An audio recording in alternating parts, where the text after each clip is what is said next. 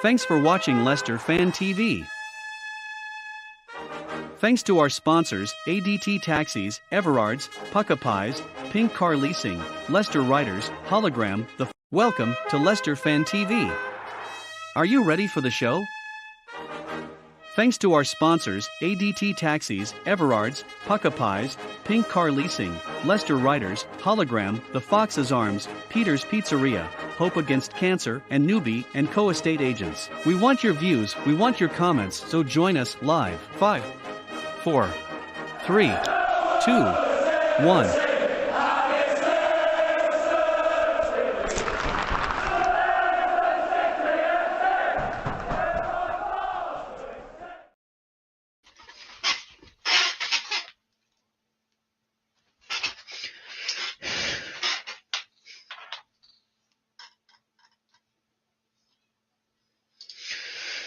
Welcome everyone to Leicester Fan TV. This is Phil's Monday night show. He will be here ASAP. He is on the way back to the stream. So bear with us for about 5 to 10 minutes, and Phil will be here. Get your comments in, get your views in. I know I'm a bit late with all the intros and stuff, but let's get into it. Nick. It's not Phil, it's Reedy for now, so I hope you're doing okay. Phil will be here very shortly to host, but I'm just filling in. You've got a squeaky chair. I do have a squeaky chair. But how we're doing? So, obviously, we've had an international break last weekend. We've seen the likes of Madison in the England squad. We've had Madison in the squad. We've had Daka scoring 2 goals for Zambia. We've had quite a lot. We've seen Luke Thomas in the under-21s in the England squad against France, who won 4-0. That's good to see. But now we're back to Premier League football this weekend. I'm guessing everyone is happy that he's back. Evening, lads. Evening, Councillor. Hope you're doing okay. That's his wallet. What wallet? Where's my wallet? Where is my wallet? Karen, so glad to see Madison play for England. See, this is a difficult one. I was in the office today and I was saying to Sam that it was good to see him, but the moment I said about that, Sam was like, no, it's not. Like, because he's going to be going at the end of the season. And my words were to him, I can actually see him staying. And I'll give my reasoning to that a bit later. But in my eyes, I won't say there's a glimpse, but I can still see the chance where he does stay. And I think that's because I feel like the likes of something like Fofana, and now that situation went down, as much as it wasn't great to see him on the bench when he should be playing, but how his contract came in, he signed a new contract and then left with a season after that.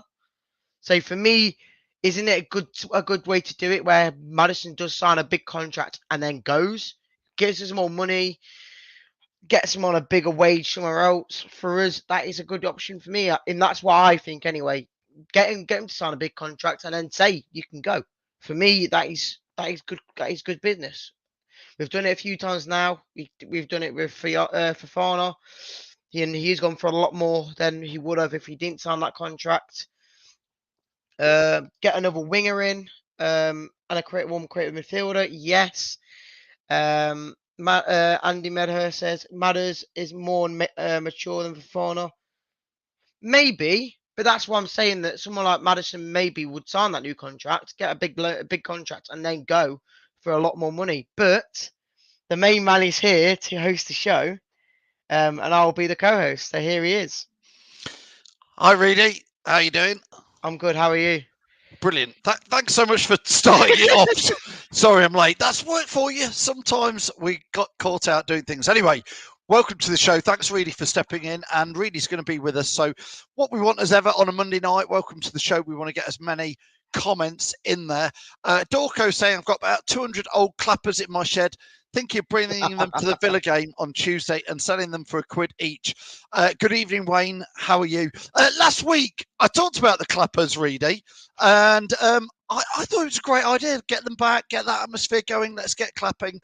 We put a poll out, and generally, I think it was about 60% didn't want the clappers back, and about 40% did. I think so. It was more on the don't bring them back than do. But I do. Like I say, I was on that side of I'm not a big fan of them, but with how the season's going and with what we've got left to come, we've got a lot more home games and away games that are winnable in the 6-pointers. So for me, you've just got to make the crowd go for it, and hopefully the how we play on the pitch is a big sign from that. So again, if you're watching this and you would have the clappers back, let us know. A lot of people don't. It's been quite an interesting debate because there's this survey about the singing section and how it's all worked. So again, if you're watching this, let us know what you think to the singing section. Has it worked? Is it a good experiment? Would you want to see more? Reedy, you sit a lot closer to it than me because you sit down in H block. I've got to be fair, I sit in P block. We hear it a little bit, but for me, it doesn't look like it's worked. It doesn't sound like it's worked particularly well. But I'm not blaming the lads who are in the singing section particularly. It's more the ergonomics of the situation. What do you think? Well, now I sit in that area. Obviously, I didn't a few years back, but now I'm sitting there. They do start the songs and the chants going on, but I feel like without them, nothing really happens in the ground. And I think it's vice versa because when I'm where I am to where you sit, I don't hear any songs from your area. So I think it's just because of how far away is the difference to why you can't hear us. But like I say, I always try and sing all games, so it was more the point of you probably just can't hear us to the singing section not working. But like you say, for me, singing section has to be near the away fans. I mean, there was a singing section anyway. It's just been historically, it's been the cop reader. You know, I don't know if by the fact you're saying, oh, that's the area that sings means that other areas feel like, well, maybe I don't have to sing or whatever. It's not helped with what the action on the pitch this season, has it? No, but you've got to say it the other way as well, that the how you play on the pitch shows how the crowd goes, because as much as we can try and hype the team up as much as possible, the players make the atmosphere. Like Christiansen against Villa, I can remember instinctly that the moment he made a challenge, he came to the crowd and did this to get us going, and that's what you need. Challenges like Mendy, where I can't think it was against Chelsea, where he made 2 incredible challenges in the same like little spell before he got taken off the pitch. But that alone just made us get the crowd going, and that's what helps us. As much as we can do it alone, the players have got to show it, and that's where I'm always saying that the players need to show fight to begin with. Yeah, Terry says the survey will help sort it out. It'd be interesting to get people's views. Do let us know in the comments what you think to the singing section in there. Joe's asking, did anybody fill in the survey? Reedy, have you done yours yet? I've not, no. You need to get it in there. Andy says he hates the clappers. Andy, listen, my thing with the clappers is they make noise. And there's been times this season where the ground can be desperately quiet at times because on the pitch has not been great. So the clappers bring a bit of noise in there. Ross says singing section. A lot of people say this. A singing section would be better if it's in the L and K section. It traditionally did evolve into the L block in the new ground, Reedy, but that seems to have gone a bit quiet up there as well in L block. Can you remind me whereabouts the L block is? L block, well, you sit in H, so as you look at the pitch, it's the furthest block all the way up next to the away fans. Away fans, is that where the drum is? That's where the drum is, yeah. That's probably the best place for it, other than where you sit on the other side of the away fans. Either side for me should work perfectly, because once you get the crowd going from that area, it should circle around the whole pitch. Yeah, Andy says it's the same, the whole ground should sing, and he goes on to say it's like the old chant, we only sing when we're winning. It is a two-way street, that, though. You do need something on the pitch. Like Reedy said, you don't have to win to get the noise going. You just have to see a little bit of action in there. Dorco says this, the singing section is too artificial. Good teams don't need a singing section. Reedy, I'm going to add to that. I'm just not the biggest fan of these, the flags. What do you call honesty them? Flags. The honesty flags. It adds a little bit. It just that and sort of saying here's some flags because nobody brings any, and here's a singing section to get you going. I guess the club are trying to do something, but what is it? I understand why they're trying to use flags, because it makes it a bit more of a, I don't know, like the Champions League times where we had all the flags and made the certain areas of the ground look like a pitch, if you know what I mean, with all the little clappers and whatnot. But I do get that, and the likes of Arsenal do it when they score goals and whatnot. But I know what you mean. It's not the same as before, where we did have little things going on and clappers and all that. Which I don't agree with clappers, but it just makes the noise. And maybe you'd say it is a bit of fake noise instead of being real singing voices. But yeah, I do like the flags, but we don't use them in the right ways, I don't think. No, John Squire says here, hi John, thanks for watching tonight. He says SK4 sing more than SK1. I've got to be fair. I actually think where I sit in P1 and that area up there, there's quite a lot of lads standing up and singing there. I think where we are, I think that's probably just as loud as the singing section, because really you can't really hear what we're singing. We can't hear what the singing section is singing, and it's rare, like John is saying here and Mike saying, the copies for singing. I remember when the King Power did first open, the old SK1, 2, 3, and 4, the old pens did migrate straight into those areas, and it did feel like that I used to sit in there when it first opened as a King Power. It did feel noisy in there. Nick goes in to say the clappers will help the kids join in the atmosphere. I agree with you, Nick. That's my logic. And not just the kids. It helps everybody if you've got something. In regards to the singing section, I think it should be in the family stand, and then you have the away fans sandwiched in between L1 and the singing section. I think a lot of fans, that's what we would say is, if you're going to have a singing section, put it near the away fans. I know why they don't, really. What, in case you throw at them? Well, yeah, just security, isn't it? If you've got the rough boys. Back in the day, that's how it used to be. You used to put the noisy away fans by the noisy home fans. Andy says, I sit to the left of the singing section. They should have never messed around with it. And again, Andy says it was better before they had the singing section. Jason, good evening, says, bring back the clappers, and he's got crying. Listen, it brings noise, Jason. I don't think you're a fan of it, but I certainly would bring it back. Ross says, this is why I prefer away games. Better atmosphere. Listen, that leads us nicely, Reedy, on to Saturday. You're obviously going to the Palace game.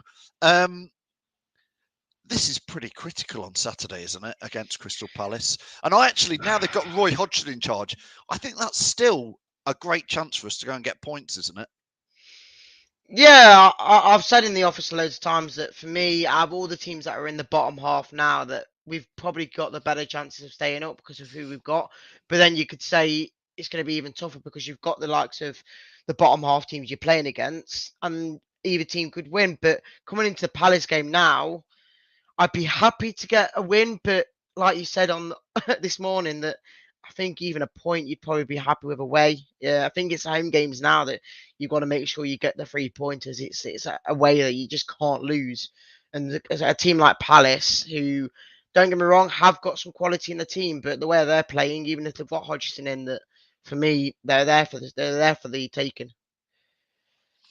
Yeah, I agree. And we want your views, we want your comments, obviously building up this week to the Palace game. So what do you think it's going to be? Do you think it's going to be a win, lose or draw? There's two things here, as ever. We do it every week when we talk about games like this, is your head says one thing and your heart says other. There's for me, it is that double-edged sword where, of course, we want the win. But I tell you what, the draw would not be a bad result, Reedy, in particular, because Palace are just above us, aren't they? So to lose would almost be, it pushes us right back down there. And a draw, I just think a draw wouldn't be a bad result, really. I'd be quite happy with that. I said to you last week in the comments that I said basically you just can't lose these games. The 6 pointers that we've got, the 6 games that are 6 pointers, you can't lose. The likes of Man City we've got in a few weeks' time away. The likes of the Newcastle away. The games like that, you kind of got to give a free chance to try and get a point or something. But the games that are 6 pointers, you just can't lose. You just can't, because if they get 3 points and we get no points, they'll just shove up the table and we'll just keep getting put down.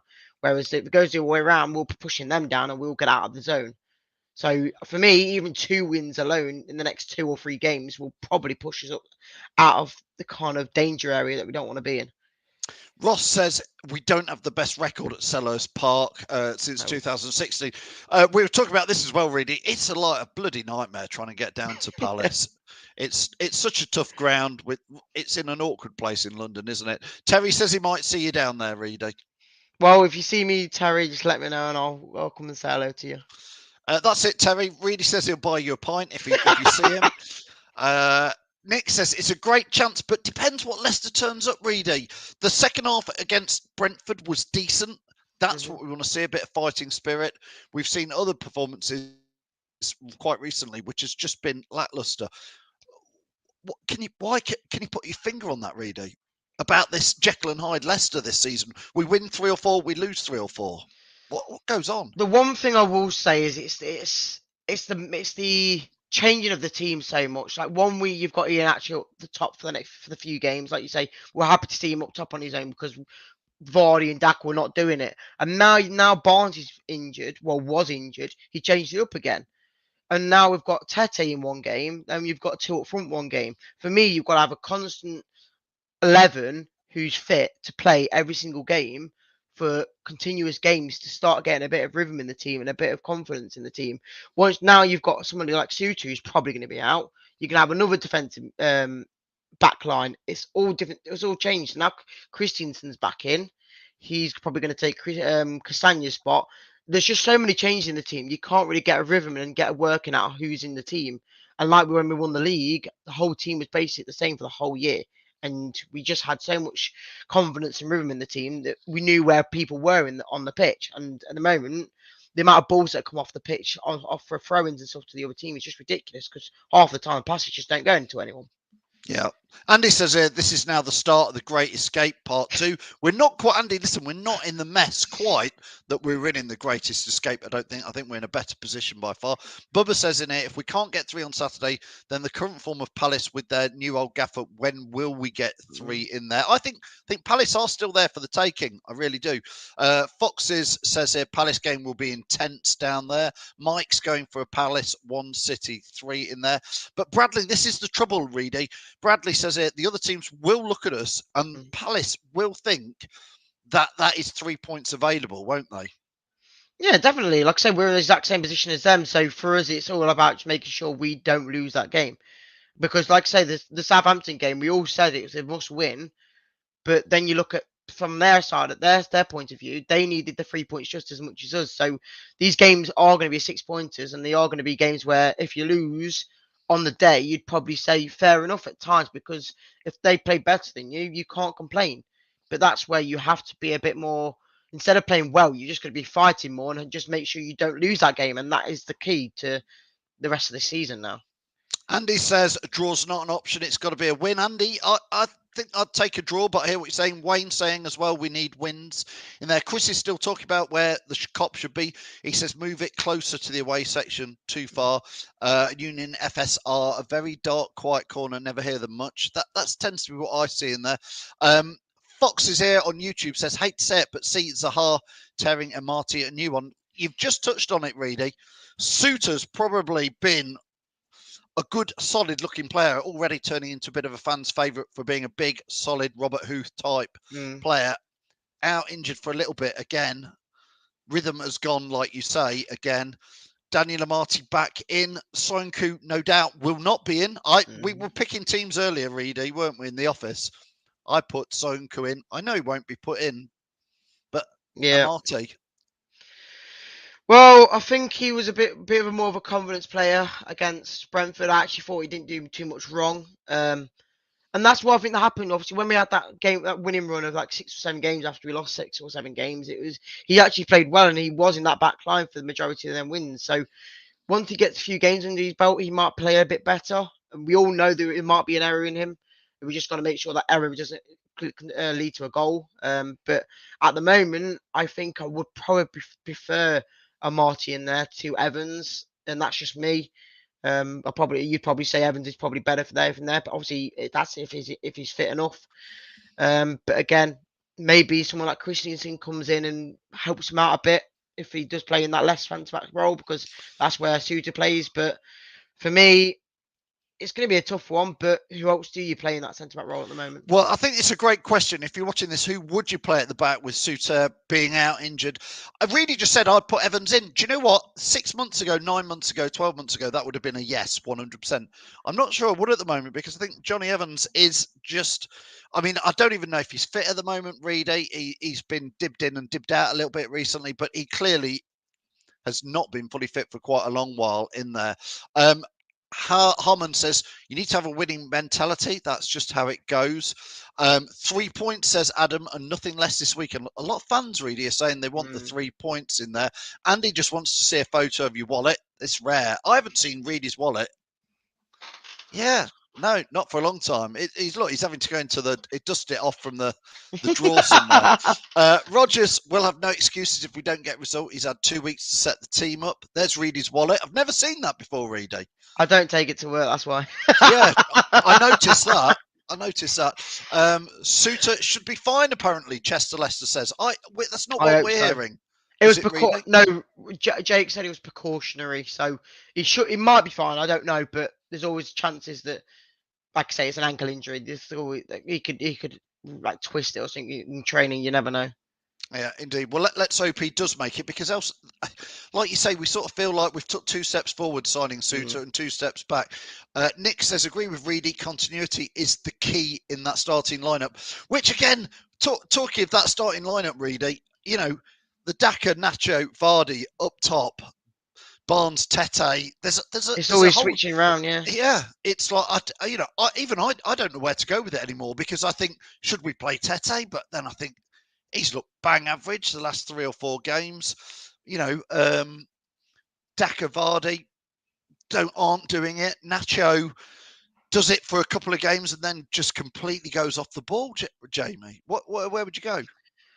Well, obviously, when we beat Villa and beat Spurs, we had Kel front, and we said, "Have we got a new striker?" And even you put a post out saying, "Have we found our new striker after so many years?" But again, then Barnes gets injured, and then he switches it up again and plays Kel with Daka, and then after that, he puts Daka on his own. So you just can't predict what the lineup's going to be now. Which I'm kind of glad, because I don't like to see Barnes in all the time. With how he's been playing, yes, he's probably top goal scorer at the moment, which I heard, but for me, he's still not that incredible. For me, at the moment, my main striker is going to be Daka. I think when he gets more chances, I think he will score more. And I know your opinion on Daka, but someone like Kel, he can play good games at times, but for me, I prefer to see Kel come on as a sub and Vardy to come on as a sub. I think Daka's our way forward, and the more games he gets, I will guarantee he will get more goals from doing it. Yeah, I agree. Andy says Evans is finished. Christensen is back, which is a plus, says Chester Leicester. I agree with that. Here's a big comment here. I want to get your views on it from Sol. He says we're talking about Daka there, Nacho, and I am not Daka's biggest fan, as I've clearly said. Great goal the other week, and I want more of that. I hope Daka could be the guy to do it. But Sol says here we need Vardy to step back up and lead us in the next games. Jamie Vardy's had such a romantic football career in a way towards the end. It's almost a bit sad to see him at times at the moment, because nothing's happening for him. Could there be a spark maybe on Saturday or the Villa game where suddenly Jamie Vardy gets a goal and goes on a run, and we see 6, 7, 8 goals in the last 10 games, and suddenly there's a little swan song from him, I guess?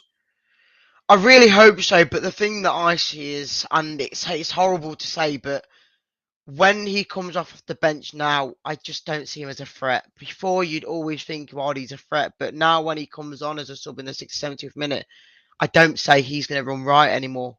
He just isn't, and that is the problem. I don't see Vardy as a threat, and that is a massive issue now, and I don't think that is going to happen again. I think that is it for Vardy. I think it's good to come on and use his pace, but again, even that's slowly decreasing now. So for me, I don't think he's ever going to get to that area again.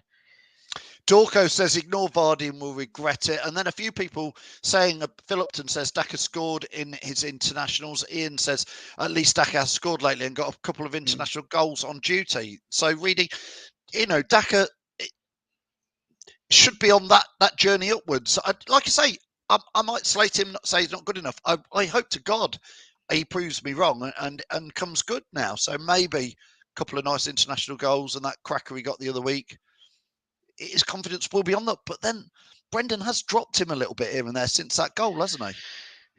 Yeah, I think it was more down to the suitability against Brentford, because he obviously was only the Chelsea game before that he did take, because obviously he started that game and he scored a good goal, but against Brentford, for me, it was more about the suitability against Brentford, because we knew how defensive they're going to be, so you needed that hold-up guy in Kel to keep the ball to the team. But for me, again, it's just hard, because you know my opinion on Daka. I really like him, and I do see a player in him. But again, I just think it's about more the game time. And like you say, he's had 3 goals in the last few games now. He's played for either International or Leicester, so hopefully he comes into the team against Crystal Palace or even Villa and gets 1 or 2 to help us win games.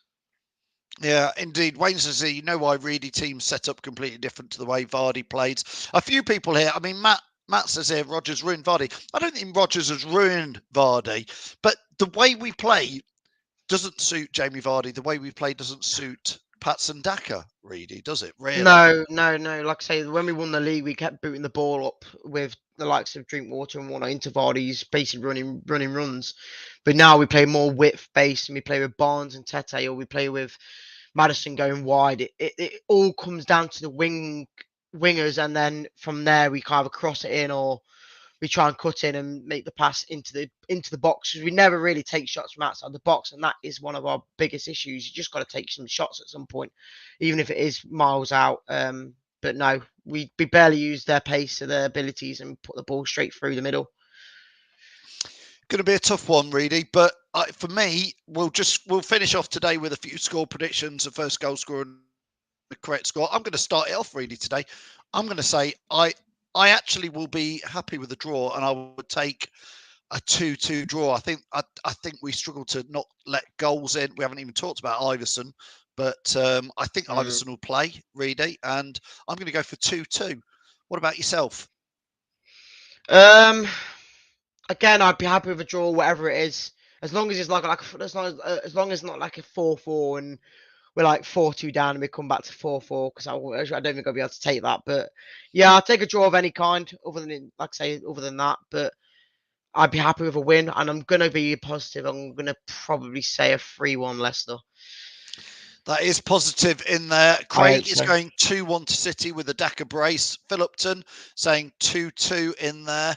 Phil, is that Phil Upton with William Shatner? Is that your profile pic? Is that you, Phil, with William Shatner? Andy says nothing less than a win. He'll take whatever. Wayne is going 2-1 to Leicester in there. Saul is saying a scrappy 1-0 to Leicester.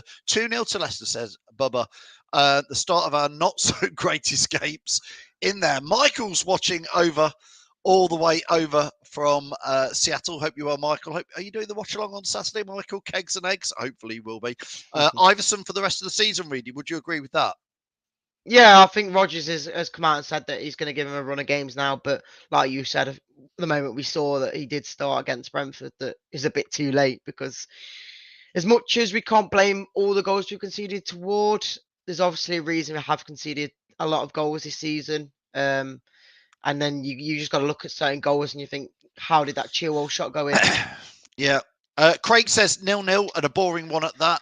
Matt says whoever scores first. But Matt, you've got to pick somebody, mate. You can't just go nil. It's going to be whoever scores first. Who is going to score first, Matt? That's the game here. Chester says we're going to bag a 2-0 confidence. It's nice to see Michael 3-1. There's quite a few confident scores in there. Phil Upton says, yes, it is him. He's 92 years old this week. That's him, not me. I was going to say, Phil, I'm looking at your profile picture. You don't look 92. Good old William Shatner. Wow, look at you. I'd love to meet him. Michael says, 17th on goal difference, I would snatch your hand off. Neil's going 1-1. Matt saying Daka's going to score first. So Matt's going for a Leicester win. Matt, I hope so. I'm trying to work out who's the bigger doom of gloom merchant. Is it Matt? Is it Ivan when he's watching? Is it Patrick Hook?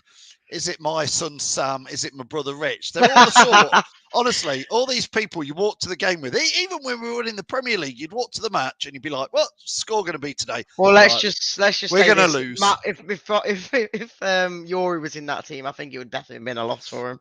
He certainly would. Oh, Matt, yeah, Matt's a big fan of Yuri as well. Oh yeah. Auntie Karen says 1-1. Harmon says 2-1 in favour of Leicester. Scooby, hope you're well, says 3-1 Leicester. Simon says, what about the Hodgson factor, Phil? First game in charge bounce. I don't see it, Simon, at all.